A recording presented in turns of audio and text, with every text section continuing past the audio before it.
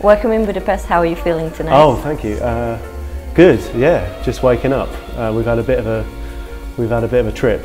The four of us have been delayed quite a lot from London, so we've just arrived. There's not long to go, so yeah, excited. Looking forward to it. How was your Christmas? It was good. Yeah. Did you eat a lot? I ate a lot. Yeah. How? Can you tell? Or do I look like I've eaten? No. Yeah, it was great. It was very good. I have two young children now. I have a 3-year-old girl and I have a 12-week-old boy. So it's very like Did you get family. any presents? I got some socks. That's useful. Yeah, you know you're old when you get given socks. You're a real dad. 2015 is almost over, and you managed to release your 5th album that is called The Music Factory. How do you look back on this year? Yeah, pretty good. It's the album came out. I think it was pretty well received. It was a little bit later than I'd hoped, but it's been really good, and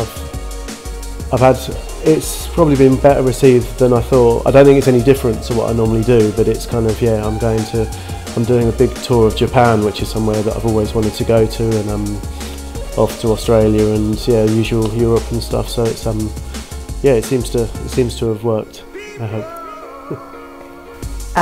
You released your first album in 2008, and every 2 years you released another one. Yeah. Is that became a habit for you? Well, yeah, it's true. Yeah, I run out.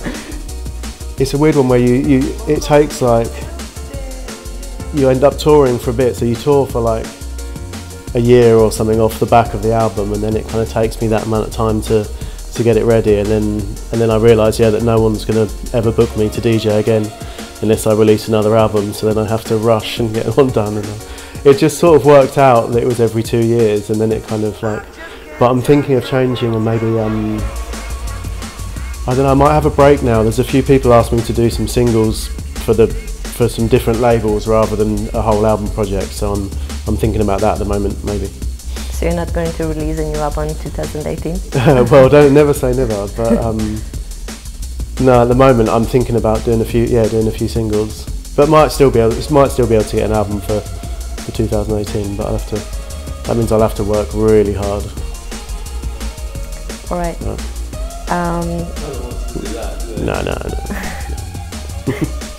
In your opinion, what is the biggest achievement in your career? Oh God, I think just kind of still going now. Like to have got to still. I had a bit of a dip, and kind of, especially having children, and it's tough to keep up your motivation. And I think to still. I'm pleased. I'm still going, and I still sort of. I stopped for a while, and I still have the enthusiasm for it, and just a general sort of I still have I've got a massive love for drum and bass, so I hope that continues. But if that at the moment is that's achievement in itself, because it's tough sometimes to carry on. So yeah. So you're never going to be bored of drum and bass? I don't think so. I hope not. I hope sometimes you kind of. You slow down or you stop for a bit, and it's but I gain so much inspiration from older sounds and different sounds. It's quite easy when you feel a bit disillusioned with what you're doing to listen to go and gain inspiration from other places, listen to different things or watch different things, and then kind of hopefully turn that into something. So yeah. Do you remember what was the reason you started to play drum and bass?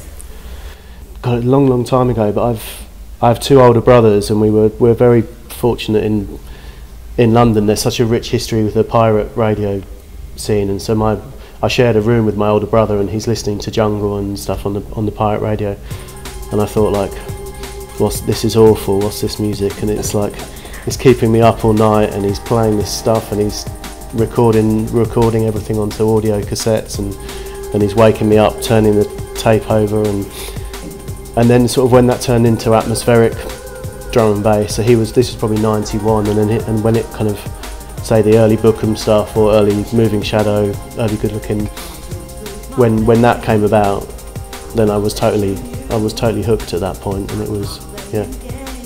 and that was about 25 years ago. Can't have been that long, can it? Dan? Be nice to me here. Alright, what can we expect from you in 2017? Or what are the things you want to achieve? All I have planned, well, yeah, so I'm going on a 5 or 6 date tour of Japan in March, and then I'm going to Australia and New Zealand in May and June. But I've just got one release planned at the moment on a Solar for Marcus Intellects with DRS, and I think that's coming out next month, I think in January or February, on a DRS EP, and that's a big thing for me because I love Marcus as a DJ, one of my favourite DJs, and Solar's one of my favourite labels, and DRS is like, yeah, a great, amazing vocalist who I've worked with before. So yeah, so I'm excited about that, and so that's going to come out in the next couple of months, and then we'll take it from there. It could be huge. It's your first time playing in Hungary. Yeah. What have you heard about the Bladerunnaz crew or the Hungarian parties? I've seen stuff online. Yeah, I've heard just amazing, you know, really good reports. I'm guessing from this club, most of the parties are here. Yeah, in this club. Yeah. But I've seen online, and I just speaking to other guys saying I think you had like Steve from BC from Spearhead. Yep. And I saw him. I think he came recently, and he said, and yeah, just a lot of everyone speaks very positively about Budapest and about Hungary and the drum and bass scene, and I think a large part of that has to be because of what the Bladerunnaz, what you guys are doing. So yeah, Ooh. Thank you, thanks for having me. Any final thoughts? No, just looking forward to it. Gonna have a couple of drinks. I'm gonna get Dan DC Breaks here to drink some Jägermeister with me. And we're going to have a little party, and then I'm going back to the airport in about 3 hours' time to go home, and so it continues.